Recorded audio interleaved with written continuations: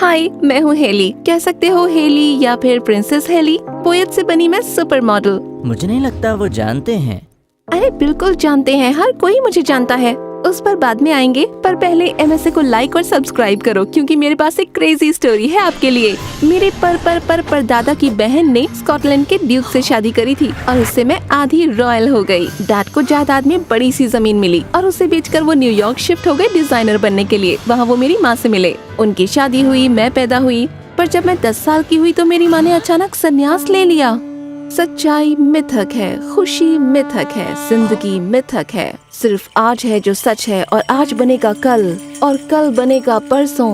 Daddy क्या बोल रही हैं? काश मुझे पता होता। मॉम पागल हो गई और हिमालय चली गई और फिर वो वापस नहीं आई। कुछ समय डैड दुखी रहे, लेकिन उसके बाद वो अपने काम में बिजी हो गए और उन्होंने खुद की फैशन लाइन शुरू की। और जहाँ तक मेरी बात है, मुझे प्यार हो गया पोएट्री से। गुलाब होते हैं रेड, वायलेट्स होते हैं ब्लू, तुम्हारे जैसे चेहरे को जाना चाहिए जू। रुको, वायलेट ब्लू नहीं होते हैं, वो तो बस वायलेट होते हैं। मुझे नहीं पता ये बकवास पोएम लिखी किसने है। ये एक कविता है, ओके? हमेशा सेंस नहीं बनता है इसका। हाँ, तो मुझे कविताओं से प्यार था। मैं घंटों अपने कमरे में बिताती, पढ़ती, अपनी खुद की पोएम्स बनाती। मेरा सपना था कि मैं बड़ी होकर अपनी खुद की कविताएं छापूं। पर फिर मैं हुई 18 साल की और सब कुछ बदल गया। मैं डैड के नए फैशन वेंचर की शूट पर थी कि तभी एक फोटोग्राफर ने मुझे देखा और वो पागल हो गया। ये तो डीवा है। इतनी खूबसूरती मैंने अपनी जिंदगी में कभी नहीं देखी। हमारी ब्रांड का चेहरा ये होनी चाहिए। अरे मुझे नहीं लगता। मैं इस दुनिया की सबसे क्लमसी लड़की हूँ और अपनी जान बचाने के लिए भी मॉडलिंग नहीं कर सकती। हाँ, ये सही कह रही है। याद है जब हम वीडियो शूट कर रहे थे और तुम तार में फंसकर गिर गई थी? शायद एक छोटी सी आग भी लग गई थी। आग नहीं लगी थी, सिर्फ एक चिंगारी आई थी, वो भी एक छोटी सी चिंगारी। और मेकअप वाले लड़के को चोट लग गई और वो बच्चों की तरह रोने लगा और तुम जोर जोर से हंसने लगी क्योंकि उससे देखकर तुम्हें अपनी स्किज़ोफ्रेनिक दादी की याद आती थी। और कहानी तुम्हें बतानी है तो सबको अपनी शक्ल क्यों नहीं दिखा देते? चलो दिखाओ। सॉरी, अब मैं चुप रहूंगा। Thank you. हाँ, तो कहाँ थी मैं? मैंने बड़ी कोशिश करी कि मुझे मॉडलिंग ना करनी पड़े, पर फोटोग्राफर अपनी बात पर अड़ गया था। डैड को भी लगा कि ये अच्छा आइडिया है क्योंकि एक प्रोफेशनल मॉडल की जगह मुझे लेने से बहुत सारा पैसा बच जाता। तो मैं भी तैयार हो गई और पता है क्या, फोटोग्राफर सही था, मैं नेचुरल थी। एक हफ्ते के बाद एड रिलीज हुआ और मैं सबको बहुत पसंद आई। सोशल मीडिया पर मेरे फैन अकाउंट थे और मेरी जिंदगी में पार्टीज और सोशल डिनर्स आम बात हो गई थी। ऐसे ही एक डिनर पर डैड ने मुझे मिलवाया अपने इन्वेस्टर के बेटे मार्कस से। अपने डैड के $multi-million बिजनेस का वो इकलौता वारिस था और एकदम बेवकूफ थी। पिछले बर्थडे में डैड ने मुझे एक प्राइवेट जेट दिया। कोई भी देश चुनो, हम वहाँ डिनर करने चलेंगे। अच्छा, मैं हमेशा से जाना चाहती थी यूनाइटेड स्टेट्स ऑफ, इस जिंदगी में कभी नहीं। सुनने में तो बड़ी कूल जगह लगती है। कहाँ पर है एग्जैक्टली? ओह, यकीन नहीं होता इतने गधे हो उसके पास है। कभी सुना नहीं उसके बारे में, पर चलो कुछ प्लान कर लेंगे। ये लड़का तो बहुत ही अजीब था। मैं जितनी भी कोशिश करूं उसे टरकाने की, वो मेरा पीछा छोड़ता ही नहीं था। बेचारा लड़का। तुम्हें डेट करना है इससे? पक्का ये सिंगल होगा। तुम्हारी बात कर सकती हूँ इससे? नहीं शुक्रिया है। एनीवे, कुछ और महीने बीते और मॉडल के तौर पर मेरी जिंदगी और बिजी हो गई। मुझे सांस लेने का भी समय नहीं था और मैं हमेशा थकी रहती। मैंने डैड को बताने की कोशिश की, पर उनका जवाब एक ही होता, ये बस एक फेज है, तुम अपनी नींद पूरी करो, सुबह तक ठीक हो जाओगी। नहीं डैड, मुझे एक ब्रेक चाहिए। ब्रेक लूजर्स के लिए होते हैं हेली। तुम ऊंचाई पर हो और अगर यहाँ रहना चाहती हो तो अपने आप को पुश करो। मैंने कोशिश करी पर चीजें बस बिगड़ती जा रही थीं। फिर एक दिन पार्टी के दौरान मैंने डिसाइड किया कि बस अब बहुत हो चुका। तो जब डैड बिजी थे स्टूपिड इन्वेस्टर से बात करने में, मैं वहाँ से खिसक गई, भागकर सड़क पर गई और एक टैक्सी में बैठ गई। चलो। मुझे एक लोकेशन दोगे मैम? जो जगह तुम्हारे दिमाग में आती है वहाँ ले चलो, बस यहाँ से दूर। जैसी आपकी इच्छा। ड्राइवर ने एक्सेलरेटर पर पैर मारा, ट्रैफिक से गाड़ी निकाली और आकर सीधा रुका एक पब्लिक बाथरूम के सामने। और कोई जगह नहीं आई तुम्हारे दिमाग में? मैं प्रेशर में आ गया था और मैंने 12 घंटे से सूसू भी नहीं किए, तो बस यही जगह माइंड में आई। आप यहाँ वेट करो, मैं 10 मिनट में आया। तुम्हें 10 मिनट लगते हैं सूसू करने में? हाँ, मेरा ब्लैडर बहुत बड़ा है। ओके, मेरे पूरे परिवार में ऐसा है। मैं तुम्हें क्यों बता रहा हूँ ये सब? मुझे क्या पता। ड्राइवर ने मुझे एक नजर देखा और फिर बाथरूम चला गया। जब वो वापस आया तो मैंने नोटिस किया कि वो थोड़ा क्यूट था और उम्र में मुझसे ज्यादा बड़ा नहीं था। उसकी परफेक्ट नीली आंखें थी, भूरे बाल थे और उसकी टाइट फिटिंग शर्ट से उसके एब्स दिख रहे थे। तुम्हारी लार टपक रही है। बिल्कुल भी नहीं। जूम इन करके दिखाऊं? नहीं, उसकी कोई जरूरत नहीं है। और मुझे लगा कि तुम चुप बैठने वाले थे। Whatever. एनीवे, लड़के ने बताया कि उसका नाम टाइलर है और वो मुझे पास के एक रेस्टोरेंट में ले जाएगा और मैं भी खुशी से मान गई। जब खाना आया तो मैंने पेट भरकर खाना खाया और टाइलर ने मुझे एक प्यारी सी स्माइल दी। तो कहानी क्या है तुम्हारी? क्या मतलब? मेरा मतलब या तो तुम बहुत ही ज्यादा बहादुर हो या बहुत ही ज्यादा बेवकूफ जो आधी रात में टैक्सी ड्राइवर पर भरोसा किया। मुझे भूख लगी थी और तुम हार्मलेस लग रहे थे। वैसे भी मेरे बैग में हमेशा पेपर स्प्रे होता है, अगर कोई हरकत की तो अंधा कर दूंगी तुम्हें। टाइलर ने पहले मुझे देखा और फिर जोर जोर से हंसने लगा। मैं भी हंसने लगी और फिर हम दोनों को बहुत मजा आया उस रात। मुझे थोड़ा बुरा लगा जब उसने मुझे वापस घर छोड़ा। लगा मैं दोबारा उससे कभी मिल नहीं पाऊंगी, पर अगली सुबह जब मैं शूट के लिए निकल रही थी तो वो ऑलरेडी मेरे घर के सामने खड़ा था। तो लगता है मेरे बारे में सोच रहे थे। कल रात मेरी कार में ये मिनियन की चेन भूल आई थी तुम। ये ऑफ कोर्स ये मेरा लकी की चेन है। लकी होना जरूरी होता है ना, वरना अनलकी हो जाओगे और अनलकी नहीं हो सकते वरना बहुत बुरा हो जाएगा और मैं ऐसा नहीं चाहती। तो थैंक यू मुझे लकी बनाने के लिए, मेरा मतलब मेरा लक वापस लाने के लिए। अब मुझे चलना चाहिए। एक्चुअली मैं सोच रहा था कि मेरे साथ आइसक्रीम खाने चलोगी या रहने दो, शायद बिजी होगी तुम। बिल्कुल बिजी है वो। मैंने मुड़कर देखा तो मार्कस हमारी ही तरफ आ रहा था। तुम इस लूजर से क्यों बात कर रही हो हेली? तुम्हें परेशान कर रहा है ये? परेशान यहाँ मुझे सिर्फ तुम कर रहे हो मार्कस। टाइलर मेरा दोस्त है। अच्छा, मुझे नहीं पता था गटर के चूहे भी तुम्हारे दोस्त हैं। क्या कहा तुमने मुझे अभी? टाइलर आगे बढ़ा, मुक्का मारने को तैयार था पर मैं बीच में आ गई। इस पर ध्यान मत दो और मार्कस मेरी जिंदगी में दखल मत दो, किसी और का टाइम वेस्ट करो जाकर। मार्कस को बहुत गुस्सा आ गया था पर मैंने टाइलर का हाथ पकड़ा और चली गई। आइसक्रीम पार्लर तक पहुँचे तो टाइलर का मूड अब तक खराब था, पर जल्दी ही उसका मन शांत हुआ और हमने बहुत मजे किए। टाइलर क्यूट था, उससे बात करना आसान था और म्यूजिक में उसका टेस्ट अच्छा था। हम बातें करने लगे और टाइलर को मैंने अपनी जिंदगी के बारे में सब कुछ बताया कि कैसे मैं एक पोएट बनना चाहती थी पर डैड को ये पसंद नहीं है। जिस दिन तुमसे मिली उस दिन मैंने कुछ लिखा भी था, देखो। एक लड़के की आंखें हैं नीली आसमानी या हो जैसे समंदर का पानी, और सच्ची लगती है उसकी कहानी। समझ नहीं आया आगे क्या लिखूं। ये बहुत अच्छी है, काश तुम और लिखती हेली। अपने जिंदगी के फैसले किसी और को मत लेने दो, आखिरकार तुम एक प्रिंसेस हो। आधी प्रिंसेस। टाइलर ने मेरे बाल कान के पीछे किए, मेरे करीब आया और मेरे दिल की धड़कनें बढ़ गईं। एक्सक्यूज मी, लगता है मुझे अपना डायबिटीज का चेकअप कराना पड़ेगा। तुम मेरा मोमेंट खराब कर रहे हो। ठीक है ठीक है। तो हाँ, उस दिन के बाद मैं और टाइलर काफी करीब आ गए।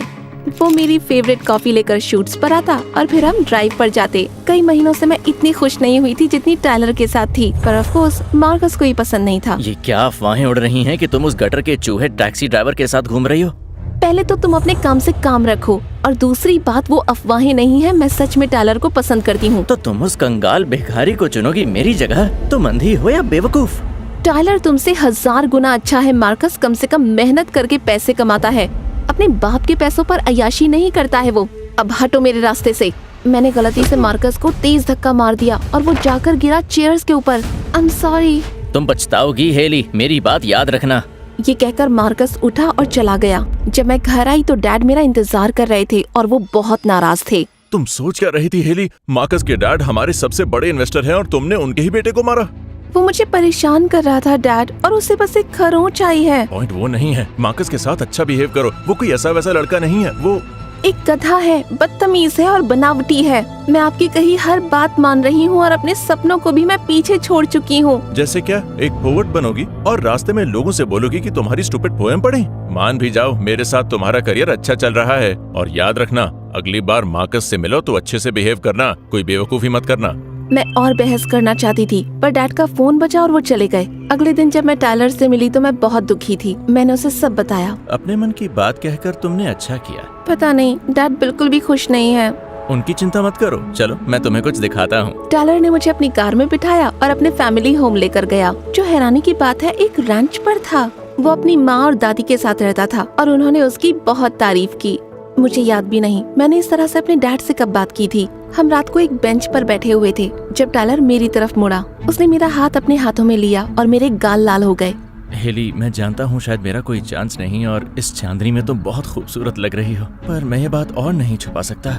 मैं टाइलर अपनी बात पूरी करे इससे पहले ही किसी ने उसे धक्का दिया और वो मुंह के बल गिरा। मैंने मुड़कर देखा तो मार्कस वहाँ खड़ा हुआ था।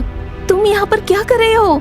घंटों से तुम्हारे डैड तुम्हें कॉल कर रहे हैं और तुम जवाब नहीं दे रही। उन्हें लगा तुम किडनैप हो गई और मुझसे मदद मांगने आई हो, तो मैंने अपने कॉन्टैक्ट्स यूज करके तुम्हें ट्रैक किया और अब मैं सबको बता दूंगा कि इसने तुम्हें किडनैप किया है, अगर तुम मेरे साथ चलने के लिए राजी नहीं हुई। तुम्हारे साथ जाने से अच्छा है कि मैं सड़े हुए कीड़े खा लूं। तुम्हें जबरदस्ती ले जाऊंगा। हेली को हाथ लगाया तो तुम्हारे दांत तोड़ दूंगा। देखें तुम में कितना दम है। मार्कस ने टायलर को मुक्का मारा पर टायलर समय से हट गया। फिर उसने मार्कस को एक लात मार के घूंसा मार दिया। मेरे चेहरे पर नहीं गधे। और तभी वहाँ पुलिस आ गई मेरे डैड के साथ। मार्कस ने उन्हें बताया होगा कि मैं कहाँ पर हूँ जब उसे पता चला। पकड़ लो इसे, इसने मेरी गर्लफ्रेंड को किडनैप किया और मुझे मारा। देखो मेरा इतना अच्छा चेहरा खराब कर दिया। शायद मुझे चक्कर आ रहे हैं। ये कहकर मार्कस एक मक्खी की तरह जमीन पर गिरा और बेहोश हो गया। ठीक है, मैं अपनी बात वापस लेता हूँ। मार्कस वाकई एक गधा है। फाइनली दोनों इस बात को मानते हैं। मार्कस एम्बुलेंस में गया और टायलर को गिरफ्तार कर लिया गया। मैंने पुलिस को रोकने की कोशिश करी पर डैड ने मुझे गाड़ी में डाला और घर ले गए।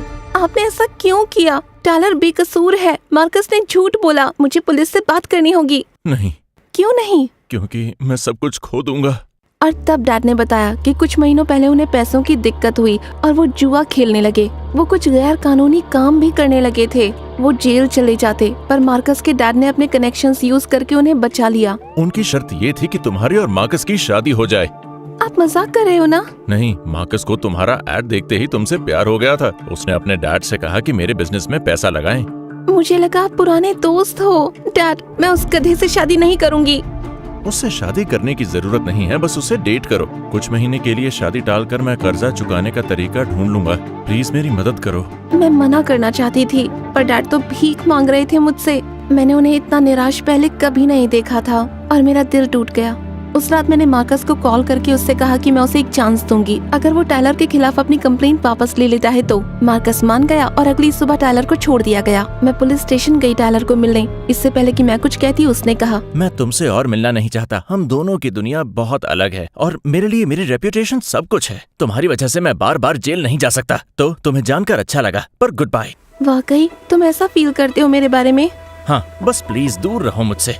मैं कुछ और कहूँ इससे पहले ही टायलर वहाँ से चला गया। मैं उसके पीछे भागी पर बीच में मार्कस आ गया। सुनो तुमने हिल्स, वो तुमसे मिलना नहीं चाहता। अब एक अच्छी गर्लफ्रेंड बनकर उसके बारे में भूल जाओ। मैंने तुम्हारे लिए कुछ एक्साइटिंग प्लान किया है। अगले कुछ हफ्ते बहुत धुंधले थे। मैं टायलर को बहुत मिस करती थी। मैंने उसे कॉल किया पर उसने कोई जवाब नहीं दिया। मैं उसके घर जाकर उससे मिलना चाहती थी पर मार्कस मुझसे च्युइंगम की तरह चिपका हुआ था और अब वो मुझे पहले से भी ज्यादा कंट्रोल करता था। इस ड्रेस में तुम बहुत ही भद्दी लग रही हो। ये मेरे डैड की डिजाइन है। बहुत घटिया डिजाइन है।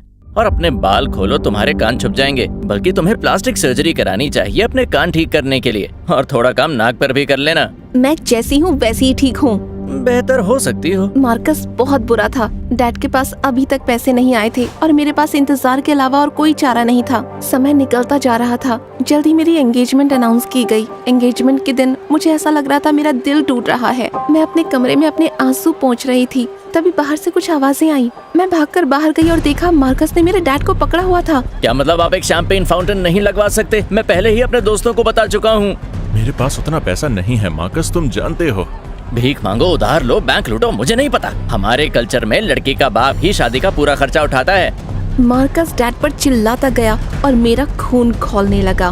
मैंने मार्कस के पास जाकर उसके पेट में मुक्का मारा और वो बच्चों की तरह चीखा। तुम्हें क्या लगता है तुम क्या कर रही हो? हमारे कल्चर में अगर लड़का बदतमीजी कर रहा हो तो उसके पेट में मुक्का मारते हैं। और तुम सुन लो, मैं ये मंगनी तोड़ रही हूँ। तुम ऐसा नहीं कर सकती। मैं तुम सबको बर्बाद कर दूंगा। जो करना है करो। मैंने डैड का हाथ पकड़ा और हम दोनों वहाँ से निकल गए।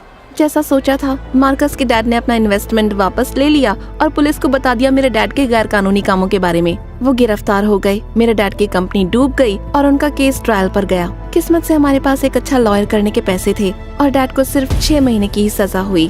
तुम्हें इस झमेले में खींचने के लिए माफ कर दो हेली। काश मैं एक बेहतर पिता होता। आप बन सकते हो डैड, देर नहीं हुई है। क्या तुम रो रहे हो? मैं नहीं रो रहा। मेरी तरफ मत देखो, मैं बदसूरत दिखता हूँ। ये तो सच कहा। एनीवे, मैंने फिर से मॉडलिंग शुरू की और एक छोटे घर में शिफ्ट हो गई। मार्कस मुझसे कई बार मिलने आया पर मैंने उसके खिलाफ रेस्ट्रेनिंग ऑर्डर ले लिया। और कुछ हफ्तों बाद मैंने न्यूज में देखा कि उसके डैड को स्मगलिंग के लिए गिरफ्तार किया गया। अपने कर्मों की सजा मिल गई उन्हें। सब कुछ अच्छा चल रहा था, बस मैं टायलर को बहुत मिस करती थी। मैं उसकी फैमिली रैंच पर उससे मिलने गई, पर उसकी पड़ोसन ने बताया कि वो चले गए। कुछ महीनों बाद डैड जेल से रिहा हुए और मैंने फाइनली मॉडलिंग छोड़ दी। अब मैं वाकई पोएम्स लिखना चाहती थी और एक दिन कैफे में लिख रही थी तो एक जानी पहचानी आवाज सुनाई दी। तुम्हें लिखते देख अच्छा लगा। टाइलर, ओह माय गॉड, तुम कैसे हो?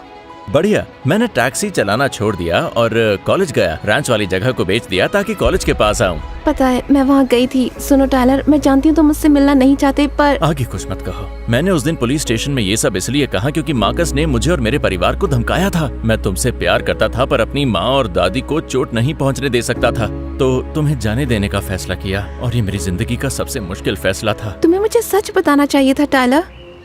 रुको, क्या तुमने कहा कि तुम मुझसे प्यार करते हो? हाँ बुद्धू, तुमसे प्यार करता था और शायद अब भी करता हूँ। तो अगर मन हो तो हम कॉफी पीने चलें? हाँ क्यों नहीं, और अगर ये साफ ना हुआ हो तो मैं भी तुमसे प्यार करती हूँ। मुझे लगता है ये सबको साफ दिखता है। हाँ हाँ व्हाटएवर, अब दूसरी तरफ देखो ताकि हम किस कर पाएं।